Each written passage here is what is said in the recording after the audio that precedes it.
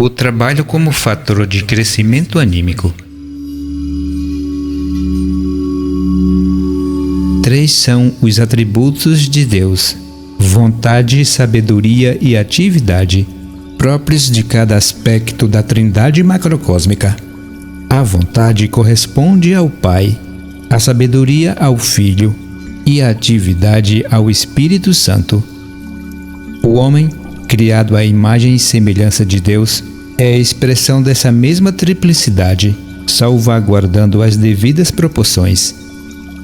A vontade é atributo do Espírito Divino, o Pai.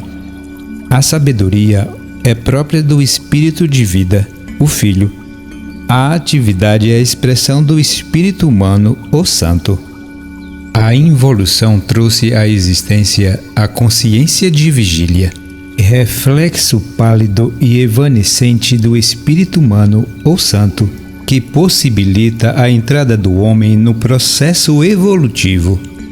Na presente fase evolutiva, o grau da sua consciência é ainda muito rudimentar, exibindo certas características que a rigor não podem ser consideradas humanas, uma vez que os padrões mentais e emocionais exibidos pela maioria das pessoas provam ainda que está longe o dia que os homens poderão expressar plenamente o terceiro aspecto do seu espírito e converter-se num ser humano integral e consciente.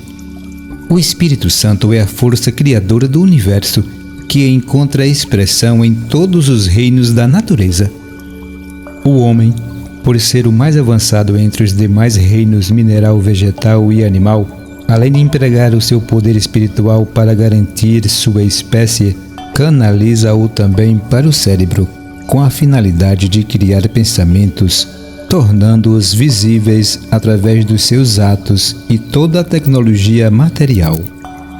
A mente foi o último e mais importante veículo adquirido pelo espírito no processo involução. Por ser sua aquisição mais recente, não exerce sobre ela quase nenhum domínio, sendo natural que este instrumento indócil, que exibe todas as características de um animal jovem e indomado, escape constantemente ao seu controle. Por esse motivo, é necessário trabalhar sobre este precioso instrumento, a fim de aperfeiçoá-lo e transformá-lo num servo dedicado e obediente, totalmente submetido à sua vontade. A evolução ensinará os homens a empregar devidamente suas 2 faculdades espirituais mais importantes, vontade e sabedoria. Estas deverão preceder todas as suas ações.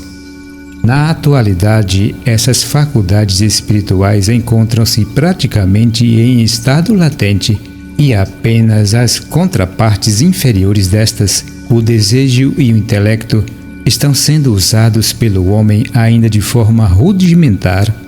A energia mental, quando dirigida pela vontade e sabedoria, materializada através de uma atividade correspondente, trará resultados excepcionais, seja qual for o campo de atividade do indivíduo.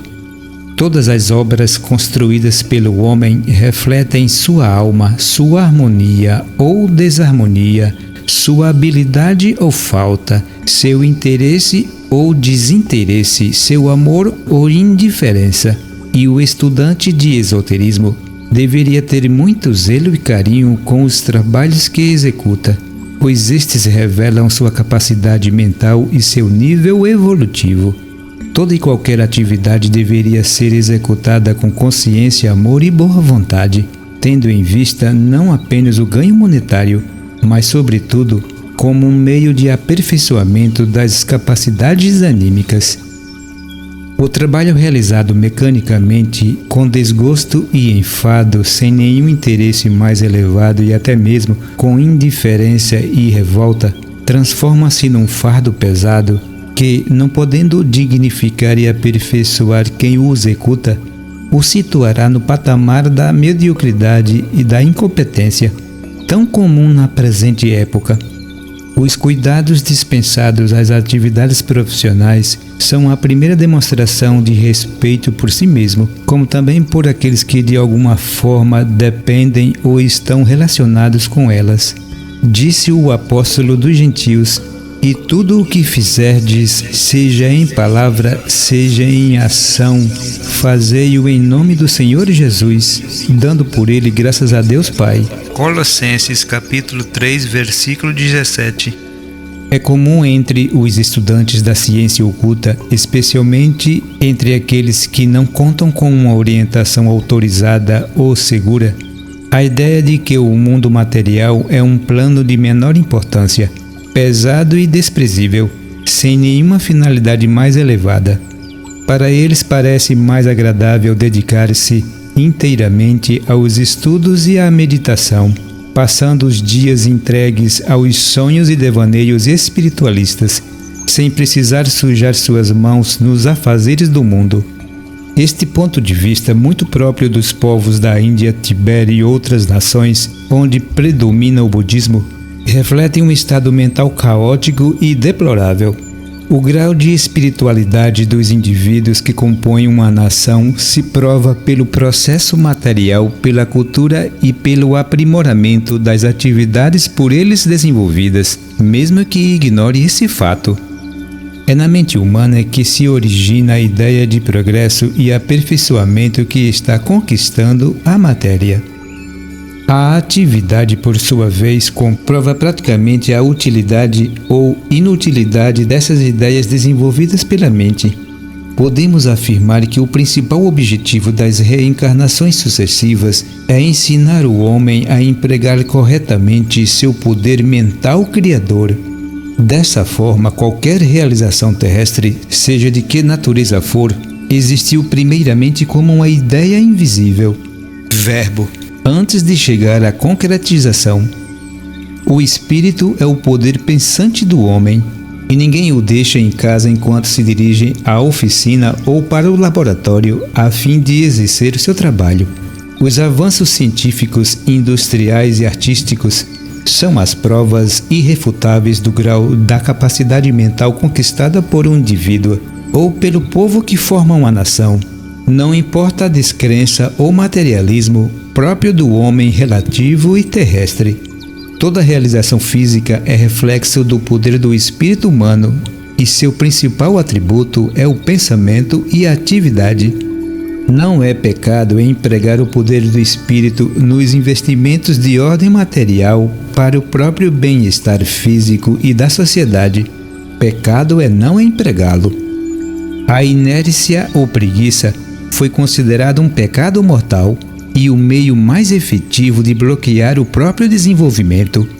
Sob o seu domínio, a força espiritual criadora latente em todos os indivíduos é impedida de escoar-se e tornar-se dinâmica através de uma atividade qualquer. Como a evolução humana é ainda muito pequena, nem sempre o resultado das ações é positivo, e isso prova apenas que o pensamento que atuou como causa diretora era falho em alguns de seus aspectos, e ao tornar-se visível por meio da ação, fez ver a necessidade de retificá-lo ou substituí-lo por outro. Contudo, a experiência sempre é válida, embora muitas vezes produza amarguras e decepções. Os erros fazem parte do aprendizado humano, proporcionando lições preciosas que devem ser assimiladas. A sabedoria eterna, Cristo, chama a atenção do discípulo para a necessidade de atender os dois lados da sua natureza, a espiritual e a material. Disse ele: dais, pois, a César, mundo, o que é de César, e a Deus, Espírito, o que é de Deus. Mateus capítulo 22, versículo 21. O Sr. Max Heidel, em sua obra Cartas aos Estudantes, faz a mesma afirmação. A evolução do espírito e a evolução da matéria marcham de mãos dadas. Em um dos trechos mais notáveis da parábola do administrador infiel, o Espírito de Cristo adverte os discípulos de todos os tempos sobre a importância das atividades materiais. considerando-as como um fator indispensável para o crescimento anímico. Só através delas será possível construir a escada que dá acesso aos níveis espirituais.